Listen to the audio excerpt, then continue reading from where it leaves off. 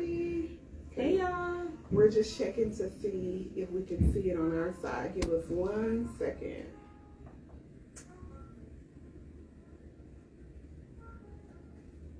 Okay. Let's see, HRGS first. Okay, I see that it is live on here.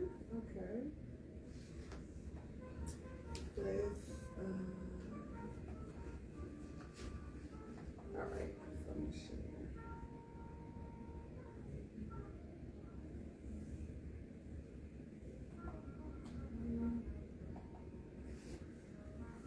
Okay, yes, we are live. All right, you ready?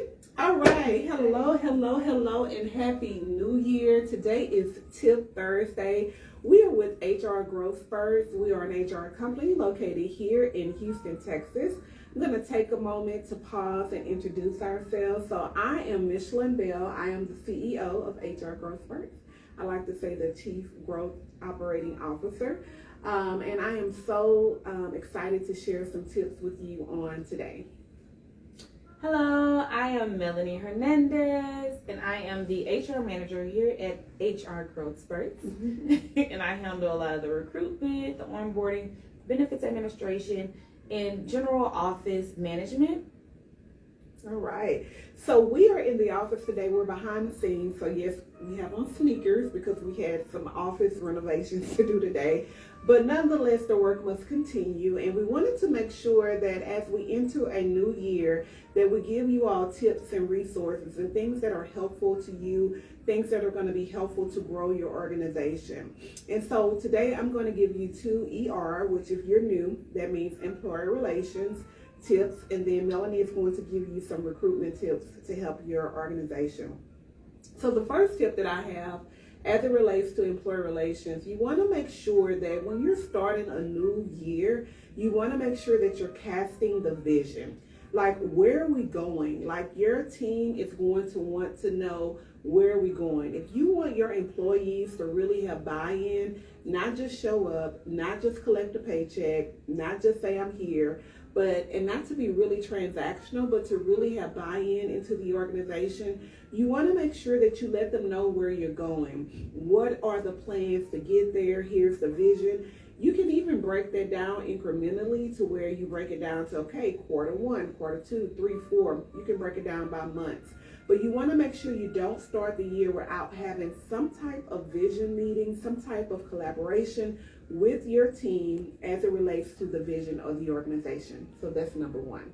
Number 2, in spreading the vision of the organization, you also want to make sure that you're meeting with your leadership team. Why is that important? That is important because if your leaders are not on the same page, of course your team is not going to be on the same page. It is important that your leaders understand not only the vision, but also how to hold people on your teams accountable to making sure that that vision is manifested. So if you have poor leaders who don't know how to coach, who don't know how to lead a team, they're not going to help you reach that goal. One of the books, so we pick a book every year, or I should say every semester that we use organizationally, and I'm going to give you a book that we read last year. We, of course, have a new book this year, but this book is called What You Accept is What You Teach. And it's a book about accountability. It's a book about not just holding people accountable in a punitive way, but holding them accountable in a way that can grow them professionally, but also grow your organization. So make sure you're meeting with your leader, number 2, your leaders, I should say, and then number 1, make sure you're casting a vision. Those are 2 quick tips on the ER side. Melanie, what you got for recruitment? For recruitment, I have 2 tips as well. My first tip would be to streamline your interview process. I cannot preach this enough. You need to streamline your interview process. You want to make sure that the process is efficient, candidate friendly, and then also that it's just a smooth transition overall for that interview process. And this goes a long way with your recruitment. You want to communicate clearly about the stages of the interview process and make sure that you give timely feedback. You don't want to lose a candidate because you have not advised them of what the disposition is. If you want to move forward with them or if you don't want to move forward, either way, you still need to communicate that. Also, with that being said, a good way that we at HR Growth Spurts make sure that we streamline our interview process is we make sure that there's evaluation forms that we create, that there's no loss on, oh, I interviewed 2 weeks ago. What did I rate this person on, or how did I rate them? How well did they do? How am I going to compare them to the person I'm interviewing today? If you have those evaluation forms in place, that would help with your interview process and make sure that it's a seamless and you're streamlining it to make sure that you are picking the best candidate for your position.